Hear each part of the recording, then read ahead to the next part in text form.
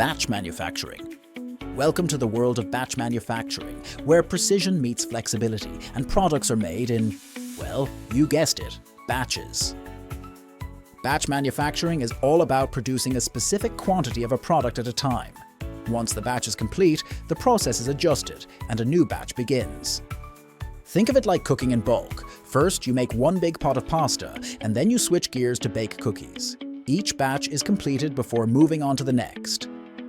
This type of manufacturing strikes a balance between the efficiency of mass production and the adaptability of smaller-scale operations. It's perfect for industries like food and beverages or pharmaceuticals, where you need flexibility to adjust for different flavors, formulations, or packaging sizes. But like every process, it comes with its challenges. One big pain point: switching between batches. Adjusting machines and cleaning equipment between production cycles can slow things down.